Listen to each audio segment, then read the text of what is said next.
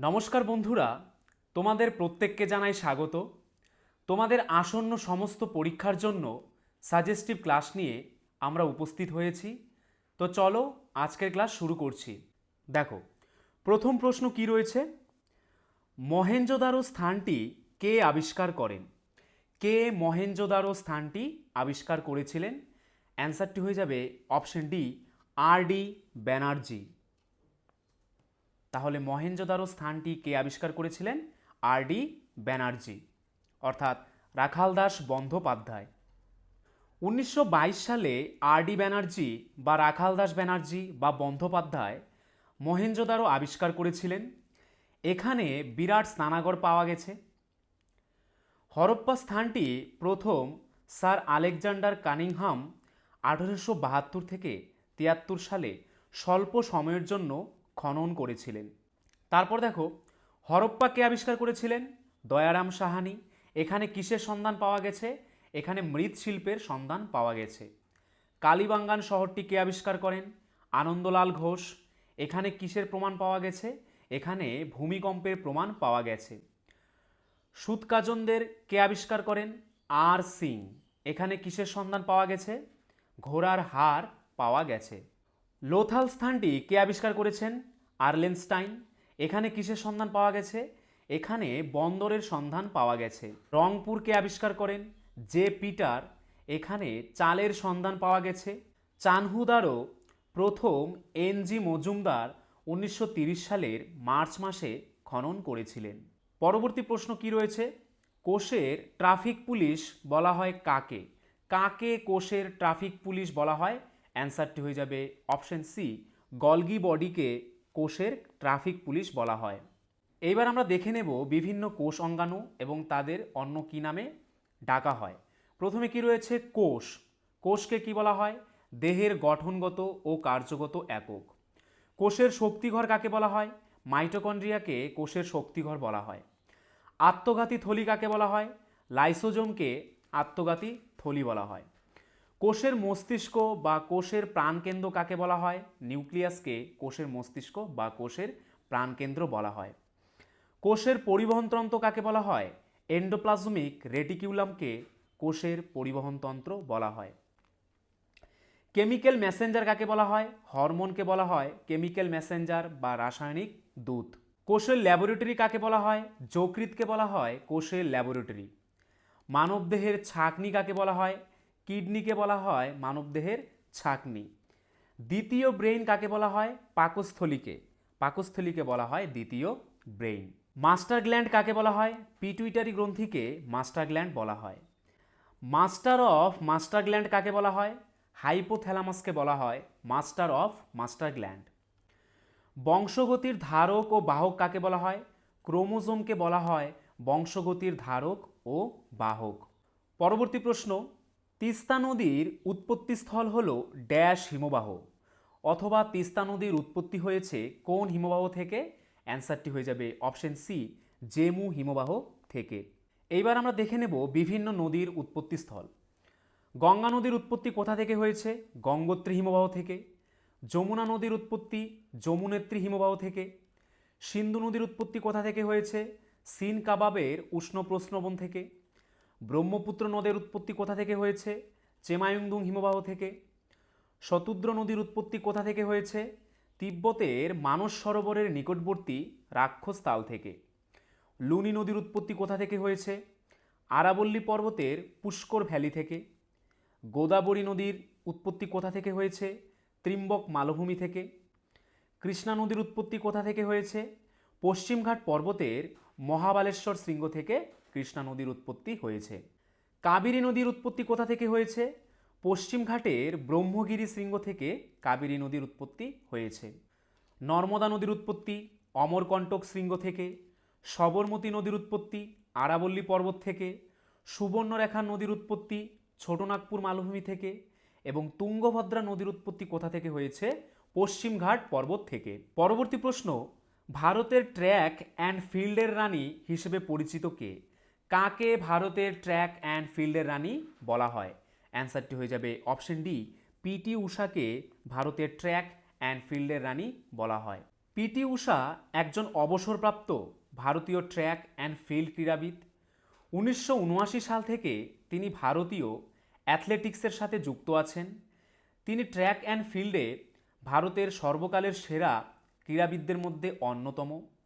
তাকে ভারতীয় track and ফিল্ডের রানী বলে অভিহিত করা হয়। পরবর্তী প্রশ্ন, বৈদিক যুগে ইন্দ্র কিসের দেবতা ছিল? বৈদিক যুগে ইন্দ্র কিসের দেবতা ছিল? অ্যান্সারটি হয়ে যাবে অপশন সি, বজ্রের দেবতা ছিল। বৈদিক যুগে বরুণ কিসের দেবতা ছিল? বাতাসের দেবতা। পরবর্তী প্রশ্ন, ধনাত্মক তড়িৎদ্বারকে কি বলা হয়? ধনাত্মক তড়িৎদ্বারকে অপশন বি, ক্যাথোড বলা হয়। কি হবে অ্যান্সারটি? Option B, cathode. যখন কোনো তড়িৎ কোষ বৈদ্যুতিক শক্তি সরবরাহ করে তখন এর ধনাত্মক প্রান্তটিকে ধনাত্মক তড়িৎদ্বার বা ক্যাথোড এবং ঋণাত্মক প্রান্তটিকে ঋণাত্মক তড়িৎদ্বার বা অ্যানোড বলে। পরবর্তী প্রশ্ন, লন্ডন কোন নদীর তীরে অবস্থিত?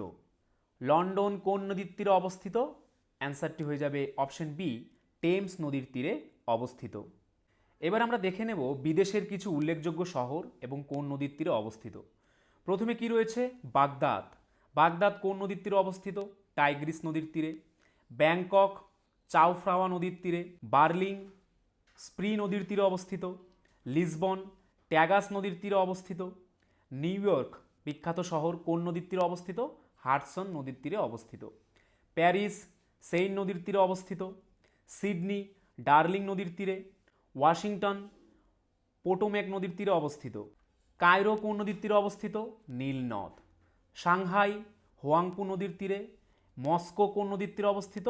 মস্কো মস্কোভা নদীর তীরে অবস্থিত। পরবর্তী প্রশ্ন, কোন আইনকে ব্ল্যাক বিল বলা হতো বা কালো কানুন বলা হতো? কোন আইনকে ব্ল্যাক বিল বলা হতো? অ্যান্সারটি হয়ে যাবে অপশন এ, রাওলাট অ্যাক্টকে ব্ল্যাক বিল বলা হতো। 1919 সালে রাওলাট আইন পাশ হয়েছিল স্যার সিডনি রাওলাটের সুপারিশ মেনে এবং এই আইনটি 1919 সালের মার্চ মাসে কার্যকর হয়েছিল। মহাত্মা গান্ধী এই বিল ও আইনকে কালো বিল বা কালো কানুন বলেছিলেন। তোমাদের আসন্ন ডাব্লিউবিপি, কেপি ক্লার্কশিপ, মিসলেনিয়াস পরীক্ষার জন্য লাস্ট মিনিট ব্রহ্মাস্ত্র সাজেশন পেতে ও 90% প্লাস হুবহু কমন পেতে হলে আমাদের স্ক্রিনে দেওয়া নাম্বারে তোমরা হোয়াটসঅ্যাপ করে নাও। ফুড এসআই প্লাস ডাব্লিউবিপি পরীক্ষায় কিন্তু আমাদের নোট থেকে আমরা 90% প্রমাণসহ কমন দিয়েছিলাম। তাই আসন্ন তোমাদের যদি যে কোনো পরীক্ষা রয়েছে 80+ জিকে টপিক সঙ্গে অঙ্ক ও বাকি সব স্বল্প সময়ে পাশের গ্যারান্টি সাজেশন নিয়ে পাশ করতে আমাদের স্ক্রিনে দেওয়া নাম্বারে তাড়াতাড়ি হোয়াটসঅ্যাপ করে নাও। পরবর্তী প্রশ্ন, জাতিসংঘের অফিসিয়াল ভাষা কয়টি?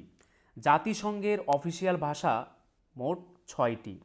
জাতিসংঘের বৈঠকে ব্যবহৃত 6টি ভাষাকে বলা হয় জাতিসংঘের অফিসিয়াল ভাষা। জাতিসংঘের সকল আনুষ্ঠানিক দলিল দস্তাবেজগুলোও এই 6টি ভাষায় লেখা হয়। এই 6টি ভাষা কি কি? আরবি আধুনিক স্ট্যান্ডার্ড আরবি, ইংরেজি অক্সফোর্ড বানানে ব্রিটিশ ইংরেজি, ফরাসি ভাষা, মান্দারিন সরলীকৃত চীনা বর্ণমালা, রুশ ভাষা ও স্প্যানিশ ভাষা। এই 6টি হচ্ছে জাতিসংঘের 6টি অফিসিয়াল ভাষা। পরবর্তী প্রশ্ন, কোন ভাইসরয়কে উজ্জ্বল বিফলতা বলা হয়? কোন ভাইসরয়কে উজ্জ্বল বিফলতা বলা হয়? অ্যান্সারটি হয়ে যাবে অপশন ডি, লর্ড লিটনকে উজ্জ্বল বিফলতা বলা হয়। 1875 সালে লিটনকে ভারতের ভাইসরয় হিসেবে ঘোষণা করা হয়। তিনি আনুষ্ঠানিকভাবে 1876 সালে ভাইসরয়ের ভূমিকা গ্রহণ করেন। 1876 সালের রয়্যাল টাইটেল অ্যাক্ট পাশ করা হয়েছিল রানী ভিক্টোরিয়াকে ভারতের সম্রাজ্ঞী হিসেবে ঘোষণা করে। 1876 সালে মহাদুর্ভিক্ষ, বর্ষার ব্যর্থতা এবং লিটনের নীতির কারণে ভারতে একটি বিধ্বংসী ক্ষতি হয়েছিল।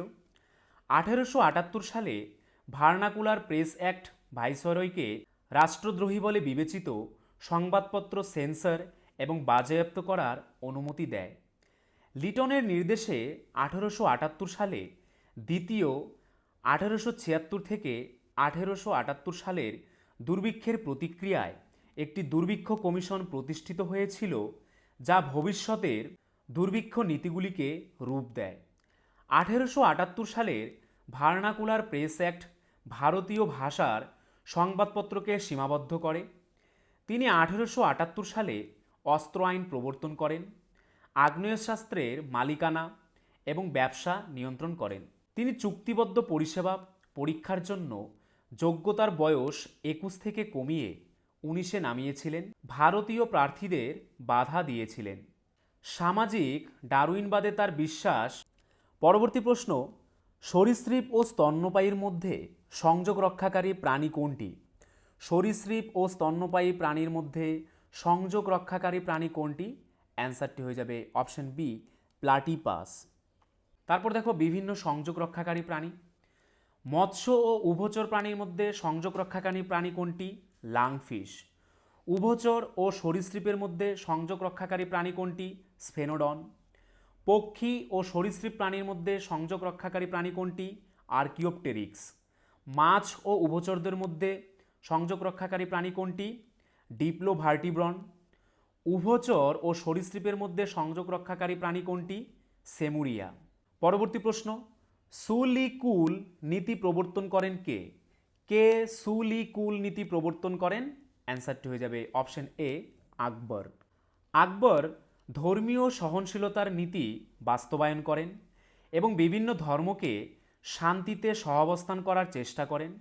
সুলিকুল মানে সবার জন্য পরম শান্তি বা শান্তি। আবুল ফজল এই নীতি প্রণয়ন করেন এবং আকবর তার শাসনামলে তা বাস্তবায়ন করেন। পরবর্তী প্রশ্ন, কেন্দ্রীয় সাধারণ বাজেট কোন মাসে পেশ করা হয়? কেন্দ্রীয় সাধারণ বাজেট কোন মাসে পেশ করা হয়? অ্যান্সারটি হয়ে যাবে অপশন ডি, ফেব্রুয়ারি মাসে পেশ করা হয়। পরবর্তী প্রশ্ন, চিল্কা হ্রদ হল একটি কোন জলের হ্রদ? চিল্কা হ্রদ হয়ে যাবে অ্যান্সারটি নোনা জলের হ্রদ। চিল্কা কিন্তু নোনা জলের হ্রদ। কয়েকটি উল্লেখযোগ্য নোনা জলের হ্রদগুলি কি কি দেখো? চিল্কা হ্রদ, পুলিকট, ভেম্বনাথ, লোনার হ্রদ, পুষ্কর হ্রদ এবং প্যাংগং হ্রদ। কয়েকটি স্বাদু জলের হ্রদ বা মিষ্টি জলের হ্রদ কোনগুলো দেখো? কল্লেরু হ্রদ, লোকটাক হ্রদ, ডাল হ্রদ, রূপকুণ্ড, মহারাণা প্রতাপ সাগর ও শিবসাগর। পরবর্তী প্রশ্ন, পারমাণবিক চুল্লিতে যে জল ব্যবহার করা হয় তাকে কি বলা হয়? পারমাণবিক চুল্লিতে যে জল ব্যবহার করা হয় তাকে ভারী জল বলা হয়। কি বলা হয়? ভারী জল। ডিউটেরিয়াম অক্সাইড বা D2O, যা ভারী জল নামেও পরিচিত, এটি এক ধরনের জল যা সাধারণ হাইড্রোজেনের পরিবর্তে হাইড্রোজেন আইসোটোপ ডিউটেরিয়াম নিয়ে গঠিত। এটি পারমাণবিক চুল্লিতে একটি নিয়ামক হিসেবে ব্যবহৃত হয়। পরবর্তী প্রশ্ন, ভারতের একটি রাজ্যে রাজ্য সরকারের প্রধানকে? ভারতের একটি রাজ্যের মধ্যে সেই রাজ্য সরকারের প্রধানকে? অ্যান্সারটি হয়ে যাবে অপশন এ, মুখ্যমন্ত্রী। মুখ্যমন্ত্রী হল সেই রাজ্যের রাজ্য সরকারের প্রধান। সংবিধানের 164 অনুচ্ছেদ মুখ্যমন্ত্রী এবং অন্যান্য মন্ত্রীদের নিয়োগের ক্ষেত্রে রাজ্যপালের ভূমিকার ওপর আলোকপাত করে। মুখ্যমন্ত্রীর দায়িত্ব সংবিধানের 166 অনুচ্ছেদে উল্লেখ করা হয়েছে। মুখ্যমন্ত্রী রাজ্যের কাছে যেমন প্রধানমন্ত্রী কেন্দ্রে। পরবর্তী প্রশ্ন, কল্লোল নাটকটির রচয়িতা কে? কে কল্লোল নাটকটির রচয়িতা? অ্যান্সারটি হয়ে যাবে অপশন বি, উৎপল দত্ত। উৎপল দত্ত হচ্ছে কল্লোল নাটকটির রচয়িতা। তারপর দেখো বিভিন্ন নাটক এবং তাদের রচয়িতা। নীলদর্পণ নাটকটির রচয়িতাকে? দীনবন্ধু মিত্র। শর্মিষ্ঠা নাটকের রচয়িতাকে? মাইকেল মধুসূদন দত্ত। চিত্রাঙ্গদা নাটকটির রচয়িতাকে? রবীন্দ্রনাথ ঠাকুর। নূরজাহান এর রচয়িতাকে?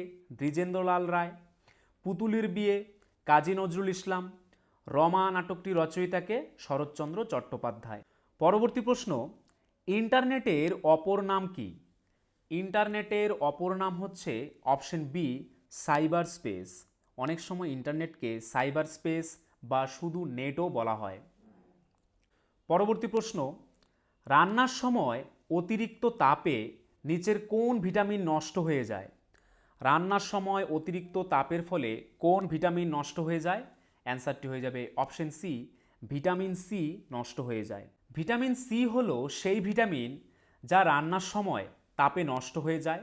যখন আমরা ভিটামিন সি ধারণ করে এমন কিছু সিদ্ধ করি তখন এটি রান্নার অন্যান্য পদ্ধতির তুলনায় এর উপাদান কমিয়ে দেয়।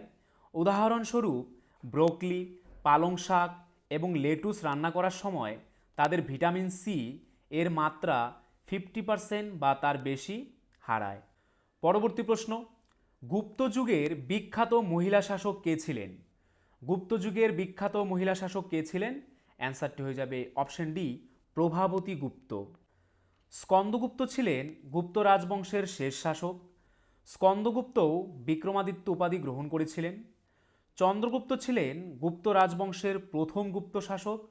তিনি মহারাজাধিরাজ উপাধি গ্রহণ করেছিলেন। পরবর্তী প্রশ্ন, মানুষের কাঁধে ত্রিভুজাকার পেশিটির নাম কি? মানুষের কাঁধে যে ত্রিভুজাকার পেশিটি রয়েছে তার নাম কি? অ্যান্সারটি হয়ে যাবে অপশন বি, ডেলটয়েড। কী হবে অ্যান্সারটি? ডেলটয়েড। মানুষের কাঁধে অবস্থিত ত্রিভুজাকার পেশি হল ডেলটয়েড। এই পেশিটি কাঁধের সামনের দিকে ক্লেভিকল পর্যন্ত এবং পেছনের দিকে স্কেপুলা পর্যন্ত বিস্তৃত। পরবর্তী প্রশ্ন, ভারতীয় সংবিধানে কয়টি ভাষা আছে? ভারতীয় সংবিধানে কয়টি ভাষা আছে? অ্যান্সারটি হয়ে যাবে অপশন ডি, 22টি ভাষা আছে। প্রাথমিকভাবে আমাদের সংবিধানের 8ম অনুসূচিটিতে 14টি ভাষা ছিল। 21তম সাংবিধানিক সংশোধনী আইন 1966 একটি ভাষা সিন্ধিকে যুক্ত করে। 71তম সাংবিধানিক সংশোধনী আইন 1992 যুক্ত করেছে আরও 3টি ভাষা। কি কি? কোঙ্কণি, মণিপুরি এবং নেপালি। 92তম সংশোধনী আইন 2003 অষ্টম তফসিলে বোডো, ডোগরি, মৈথিলি, সাঁওতালি ভাষাকে যুক্ত করে মোট 22টি ভাষা রয়েছে ভারতীয় সংবিধানে।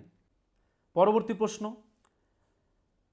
20,000 হার্জের বেশি কম্পাঙ্কযুক্ত শব্দকে কি বলা হয়?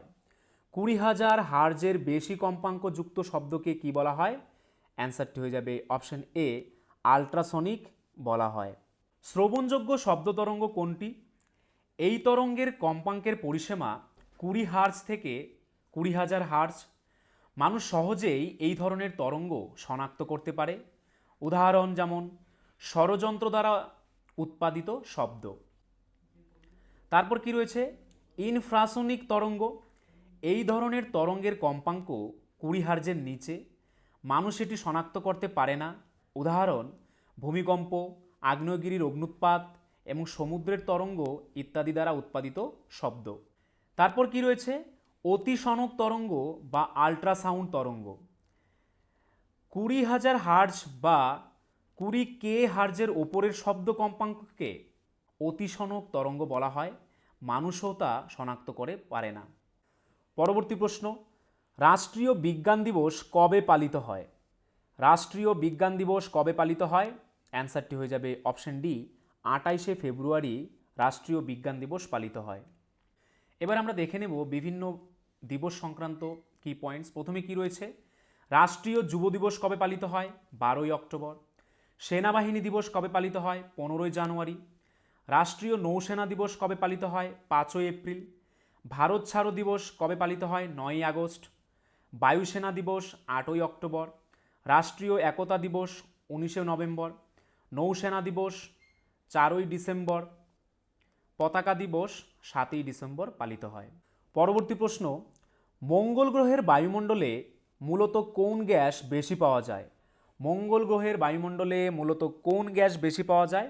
অ্যান্সারটি হয়ে যাবে option B, carbon dioxide gas বেশি পাওয়া যায়। মঙ্গল গ্রহের বায়ুমণ্ডলে মূলত কার্বন ডাইঅক্সাইডের পাতলা স্তর বা CO2 স্তর বর্তমান। মঙ্গল গ্রহের 2টি উপগ্রহ রয়েছে, ফোবস ও ডিমোস। পরবর্তী প্রশ্ন, সাঁওতাল রমণী চিত্রটি কে অঙ্কন করেছেন? বিখ্যাত একটি চিত্র সাঁওতাল রমণী, এটি কে অঙ্কন করেছেন? অ্যান্সারটি হয়ে যাবে অপশন এ, রামকিঙ্কর বেইজ এই চিত্রটি অঙ্কন করেছেন। 1938 সালে এই চিত্রাঙ্কন করে তিনি ভারতীয় চিত্রশিল্পে নবযুগের সূচনা করেন। সিমেন্ট ও ল্যাটেরাইট মৃত্তিকার ভাস্কর্য ঘরানা তিনি সৃষ্টি করেন। সুজাতা, মিলকল, যক্ষরক্ষী তার অনবদ্য সৃষ্টি ভাস্কর্য। পরবর্তী প্রশ্ন, ব্লাড ক্যান্সারের অপর নাম কি? ব্লাড ক্যান্সারের অপর নাম হলো অপশন ডি লিউকিমিয়া। ব্লাড ক্যান্সারের অপর নাম লিউকিমিয়া। অ্যানিমিয়া বলতে কি বোঝায়? অ্যানিমিয়া হলো একটি রক্তের ব্যাধি যাতে রক্তের অক্সিজেন বহন করার ক্ষমতা কমে যায়।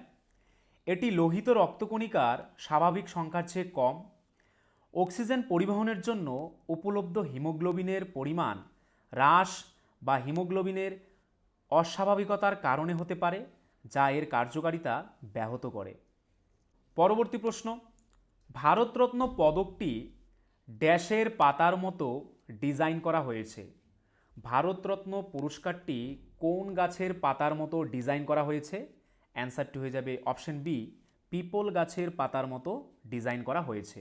প্রাপকরা রাষ্ট্রপতি কর্তৃক স্বাক্ষরিত সনদ নামে একটি শংসাপত্র এবং ৩৫ মিমি বৃত্তাকার ব্যাসসহ সোনার তৈরি একটি পিপল পাতার আকৃতির মেডেলিয়ন পান, যার মাঝখানে একটি বিস্ফোরিত সূর্যের প্যাটার্ন রয়েছে। এছাড়াও দেবনাগরী লিপিতে লেখা সূর্য নকশার নিচে ভারতরত্ন শব্দগুলি রূপার কাত হয়ে খোদাই করা আছে। এটি একটি পুরনো নকশা ছিল। নতুন ডিজাইনটিও সোনার তৈরি পিপল পাতার প্রায় 59 মিমি দৈর্ঘ্য, 49 মিমি প্রস্থ এবং 3.9 মিমি পুরুত্ব। পরবর্তী প্রশ্ন, বায়ুমণ্ডলে অনুপস্থিত একটি নোবেল গ্যাস হলো? বায়ুমণ্ডলে অনুপস্থিত একটি নোবেল গ্যাস হলো option D radon gas. Radon gas বায়ুমণ্ডলে অনুপস্থিত। রেডন হলো তেজস্ক্রিয় মৌল যা বায়ুমণ্ডলে পাওয়া যায় না। এটি বিভিন্ন পাথর যেমন ইউরেনিয়াম খনিজেতে পাওয়া যায়, যা রেডিয়ামের তেজস্ক্রিয় বিকিরণের ফলে পাওয়া যায়। হিলিয়াম, নিয়ন, আর্গন, ক্রিপ্টন, জেনন এবং রেডন এই 6টি হচ্ছে নোবেল গ্যাস বা নিষ্ক্রিয় গ্যাস। পরবর্তী প্রশ্ন, ভারতের শীতল মরুভূমি কোনটি? ভারতের শীতলতম মরুভূমি কোনটি? অ্যান্সারটি হয়ে যাবে অপশন ডি লাদাখ মরুভূমি ভারতের শীতলতম মরুভূমি। ভারতের একমাত্র শীতল মরুভূমির নাম লাদাখ। এটি হিমালয় পর্বতমালার পূর্ব অংশে অবস্থিত। লাদাখের গড় উচ্চতা প্রায় 5000 মিটার বা 16,000 ফুট। তো বন্ধুরা, এই ছিল আজকের ভিডিও। তোমরা যদি আমাদের চ্যানেলে নতুন হয়ে থাকো, আমাদের চ্যানেলটিকে অবশ্যই সাবস্ক্রাইব করে নোটিফিকেশন অল করে রাখবে। তার পাশাপাশি তোমরা যদি আমাদের পুলিশের ব্যাচে অ্যাডমিশন নিতে চাও, তাহলে আমাদের স্ক্রিনে দেওয়া নাম্বারে একবার এক্ষুনি হোয়াটসঅ্যাপ করে নাও। আর আজকের ভিডিওর যদি পিডিএফ পেতে চাও, তাহলে আমাদের টেলিগ্রাম চ্যানেলে জয়েন করে নাও, বেঙ্গলি নলেজ একাডেমি এই চ্যানেলে, যেটি এই ভিডিওর ডেসক্রিপশনে দেওয়া রয়েছে। তোমাদের আসন্ন ডাব্লিউবিপি, কেপি ক্লার্কশিপ, মিসলেনিয়াস পরীক্ষার জন্য লাস্ট মিনিট ব্রহ্মাস্ত্র সাজেশন পেতে ও 90% প্লাস হুবহু কমন পেতে হলে আমাদের স্ক্রিনে দেওয়া নাম্বারে তোমরা হোয়াটসঅ্যাপ করে নাও। ফুড এসআই প্লাস ডাব্লিউবিপি পরীক্ষায় কিন্তু আমাদের নোট থেকে আমরা 90% প্রমাণসহ কমন দিয়েছিলাম। তাই আসন্ন তোমাদের যদি যে কোনো পরীক্ষা রয়েছে, 80+ জিকে টপিক সঙ্গে অঙ্ক ও বাকি সব, স্বল্প সময়ে পাশের গ্যারান্টি সাজেশন নিয়ে পাশ করতে আমাদের স্ক্রিনে দেওয়া নাম্বারে তাড়াতাড়ি হোয়াটসঅ্যাপ করে নাও।